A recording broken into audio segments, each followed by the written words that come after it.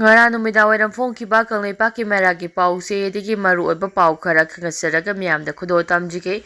Manipurda ain kaina changsilakliba Miyoi sing thingnaba lengang akamba 16 thorangi thabak sing lokhale CM Manipurga yumthaknariba lebak sing dagi ain kaina changsilakpa Miyoi sing thingnaba Manipur lengang 16 thorangi thabak sabsana lokhotpaga lonina yumthaknariba state sing dagi su ain kaina changsilakpa Thidopagi thabak sathari haina state minister Emberena social media thadorapa report asina hairi social media thadorapa waro asina makha taribadi hauji market amade jiribam gate na jingbada Manipur lengang matik chaba security sing thamduna mitop changsilapa thingnaba akanba section thorang sing lokhatuna ain kaina changsilapa miyoi sing thingnaba thabak sabsa lokhatli ain kaina changsilapa miyoi sing lamdama asigi mahausagi punsi amade security do yamna chauna akaiba piri Maduna estate asigi miyamna sumikupna homsing laituna singnaba mawngda mitop changsilapa thengnarabadi Manipur lengakta matam chana pau pibiraknaba appeal tawri lonina ekoi punama haibadi lamdama sigi yellow phurp singna amata oina thodang laminatuna yellow phurp singna ngak semina si haina su phongdurakli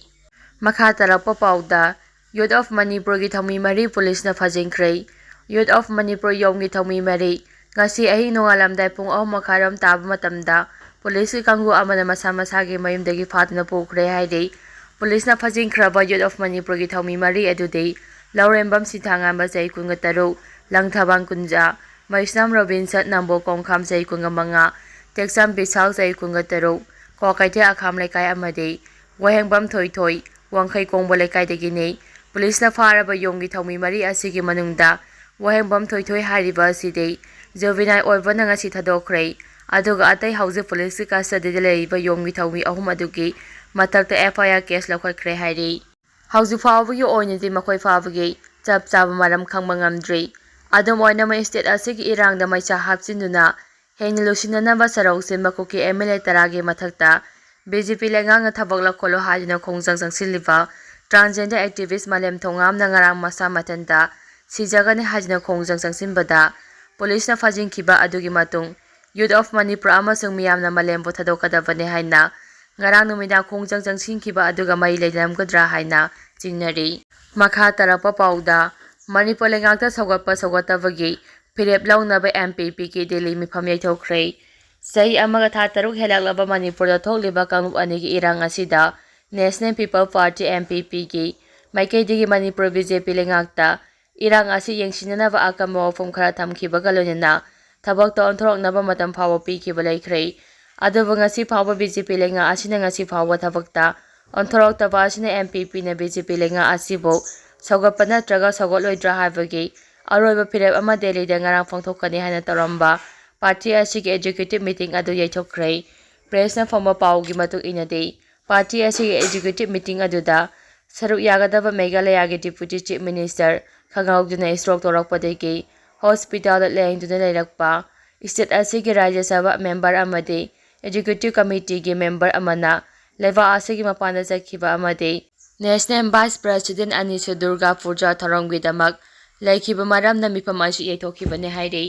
adom oinamak lagliba October tang 8 gi ayuk pung 4:30 taba matamda Narem thongda leiba office da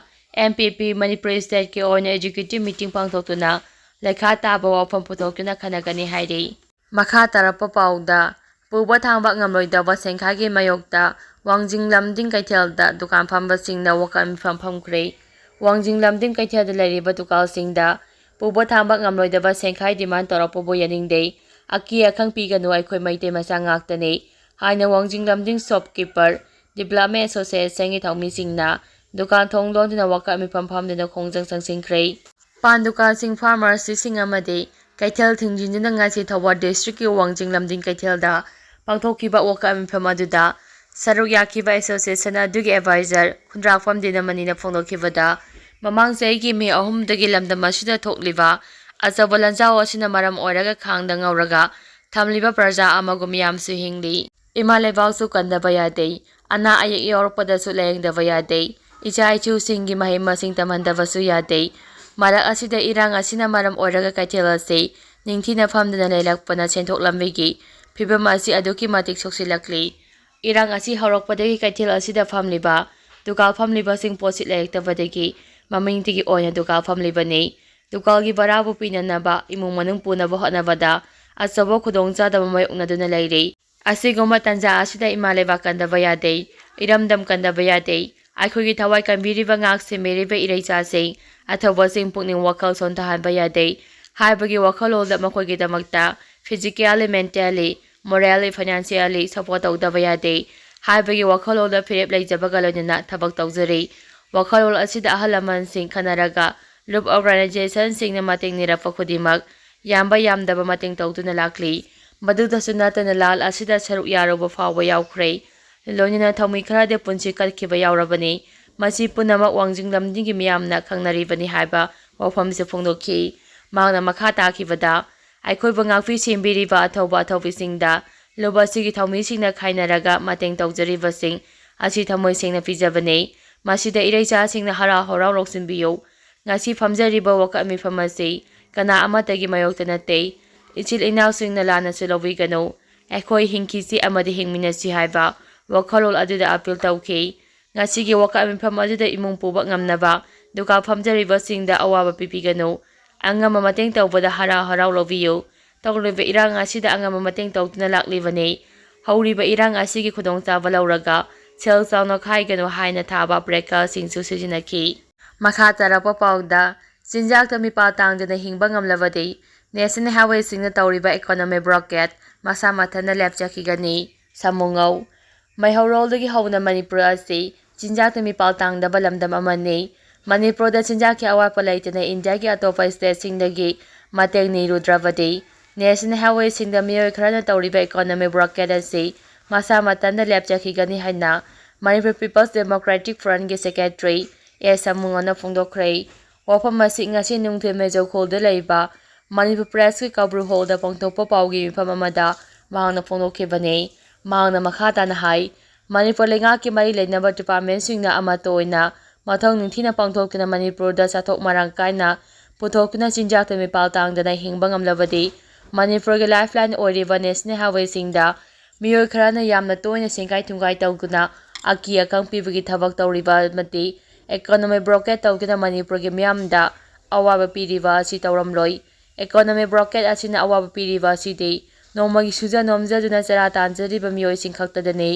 ꯁꯦꯟꯖꯥꯎ ꯄꯥꯏꯕ ꯌꯩꯇꯣꯟ ꯐꯝꯗꯣꯡꯕ ꯃꯤꯑꯣꯏꯁꯤꯡꯗꯗꯤ ꯑꯋꯥꯕꯁꯤꯡ ꯑꯁꯤ ꯐꯪꯂꯝꯂꯣꯏ ꯍꯥꯏꯅ ꯐꯣꯡꯗꯣꯛꯈꯤ꯫ ꯃꯈꯥ ꯇꯥꯔꯛꯄ ꯄꯥꯎꯗ ꯁꯔꯀꯥꯔꯅ ꯏꯪ 1973ꯗꯒꯤ ꯍꯧꯖꯤꯛ ꯐꯥꯎꯕꯗ ꯆꯤꯡ ꯑꯃꯁꯨꯡ ꯇꯝꯗ ꯂꯩꯔꯤꯕ ꯀꯨꯀꯤ ꯖꯣ ꯈꯨꯜꯁꯤꯡꯒꯤ ꯃꯔꯤ ꯂꯩꯅꯕ ꯗꯣꯀꯨꯃꯦꯟꯠꯁꯤꯡ ꯄꯤꯈꯠꯂꯛꯅꯕ ꯈꯪꯍꯟꯈ꯭ꯔꯦ꯫ ꯃꯅꯤꯄꯨꯔ ꯁꯔꯀꯥꯔꯒꯤ ꯗꯤꯄꯥꯔꯠꯃꯦꯟꯠ ꯑꯣꯐ ꯇ꯭ꯔꯥꯏꯕꯦꯜ ꯑꯦꯐꯤꯌꯔꯁ ꯑꯦꯟড ꯍꯤꯜꯁꯅ ꯃꯅꯤꯄꯨꯔꯒꯤ ꯆꯤꯡ ꯑꯃꯁꯨꯡ ꯇꯝꯗ ꯂꯩꯔꯤꯕ ꯀꯨꯀꯤ ꯖꯣ ꯈꯨꯜꯁꯤꯡꯒꯤ ꯆꯦ ꯆꯥꯡꯁꯤꯡ ꯄꯤꯈꯠꯂꯛꯅꯕ ꯈꯪꯍꯜꯂꯛꯄꯗꯒꯤ ꯀꯨꯀꯤ ꯖꯣꯁꯤꯡ ꯃꯊꯥ ꯁꯥꯔꯦ꯫ ꯀꯨꯀꯤ ꯆꯤꯐ ꯑꯦꯁꯣꯁꯤꯌꯦꯁꯟꯒꯤ ꯃꯤꯐꯝ ꯄꯥꯡꯊꯣꯛꯇꯨꯅ ꯌꯥꯅꯤꯡꯗꯕ ꯐꯣꯡꯗꯣꯛꯈ꯭ꯔꯦ꯫ ꯃꯅꯤꯄꯨꯔ ꯁꯔꯀꯥꯔꯒꯤ ꯗꯤꯄꯥꯔꯠꯃꯦꯟꯠ ꯑꯣꯐ ꯇ꯭ꯔꯥꯏꯕꯦꯜ ꯑꯦꯐꯤꯌꯔꯁ ꯑꯦꯟড ꯍꯤꯜꯁꯅ ꯍꯧꯈꯤꯕ ꯆꯍꯤ 1973ꯗꯒꯤ ꯍꯧꯖꯤꯛ ꯐꯥꯎꯕꯗ ꯃꯅꯤꯄꯨꯔꯒꯤ ꯆꯤꯡ ꯑꯃꯁꯨꯡ ꯇꯝꯗ ꯂꯩꯔꯤꯕ ꯀꯨꯀꯤ ꯖꯣ ꯈꯨꯜꯁꯤꯡꯒ ꯃꯔꯤ ꯂꯩꯅꯕ ꯆꯦ ꯆꯥꯡꯁꯤꯡ ꯄꯤꯈꯠꯂꯛꯅꯕ ꯈꯪꯍꯟꯈ꯭ꯔꯦ꯫ ꯃꯅꯤꯄꯨꯔ ꯁꯔꯀꯥꯔꯒꯤ ꯃꯥꯏꯀꯩꯗꯒꯤ ꯅꯧꯅ ꯂꯧꯈꯠꯂꯛꯂꯤꯕ ꯈꯣꯡꯊꯥꯡ ꯑꯁꯤ ꯆꯞ ꯆꯥꯅ ꯍꯧꯖꯤꯛ ꯐꯥꯎꯕ ꯃꯔꯝ ꯍꯥꯏꯗꯣꯛꯇ꯭ꯔꯕꯁꯨ 1973ꯒꯤ ꯃꯇꯨꯡꯗ ꯆꯤꯐꯇꯦꯟꯁꯤꯞ ꯔꯥꯏꯠꯀꯤ ꯃꯈꯥꯗ ꯆꯤꯡꯗ ꯑꯅꯧꯕ ꯈꯨꯜ ꯀꯌꯥ ꯊꯣꯛꯂꯛꯈꯤꯕꯁꯤꯡ ꯑꯗꯨ ꯀꯛꯊꯠꯅꯕ ꯂꯧꯈꯠꯂꯛꯄ ꯈꯣꯡꯊꯥꯡꯒ ꯃꯔꯤ ꯂꯩꯅꯅ ꯑꯣꯏꯕ ꯌꯥꯏ꯫ ꯃꯔꯨꯑꯣꯏꯅ 1973ꯗ ꯃꯇꯝ ꯑꯗꯨꯒꯤ ꯏꯟꯗꯤꯌꯥꯒꯤ ꯄ꯭ꯔꯁꯤꯗꯦꯟꯠꯅ ꯃꯅꯤꯄꯨꯔꯒꯤ ꯑꯣꯏꯅ ꯆꯤꯐꯇꯦꯟꯁꯤꯞ ꯔꯥꯏꯠ ꯀꯛꯄꯒꯤ ꯑꯌꯥꯕ ꯑꯗꯨ ꯄꯤꯔꯛꯈ꯭ꯔꯕꯅꯤ꯫ ꯂꯣꯏꯅꯅ ꯆꯍꯤ ꯑꯁꯤꯒꯤ ꯃꯥꯔꯆ ꯊꯥꯗ ꯄꯥꯡꯊꯣꯛꯈꯤꯕ ꯃꯅꯤꯄꯨꯔ ꯑꯦꯁꯦꯝꯕ꯭ꯂꯤꯅꯁꯨ ꯆꯤꯐꯇꯦꯟꯁꯤꯞ ꯔꯥꯏꯠ ꯀꯛꯊꯠꯅꯕ ꯋꯥꯔꯦꯞ ꯂꯧꯈ꯭ꯔꯕꯅꯤ꯫ ꯍꯥꯏꯔꯤꯕ ꯈꯣꯡꯊꯥꯡ ꯑꯁꯤꯒ ꯃꯔꯤ ꯂꯩꯅꯅ ꯃꯅꯤꯄꯨꯔ ꯁꯔꯀꯥꯔꯒꯤ ꯗꯤꯄꯥꯔꯠꯃꯦꯟꯠ ꯑꯣꯐ ꯇ꯭ꯔꯥꯏꯕꯦꯜ ꯑꯦꯐꯤꯌꯔꯁ ꯑꯦꯟড ꯍꯤꯜꯁꯀꯤ ꯃꯥꯏꯀꯩꯗꯒꯤ ꯑꯅꯧꯕ ꯈꯣꯡꯊꯥꯡ ꯑꯁꯤ ꯂꯧꯈꯠꯂꯛꯄ ꯑꯣꯏꯕ ꯌꯥꯏ ꯍꯥꯏꯔꯤ꯫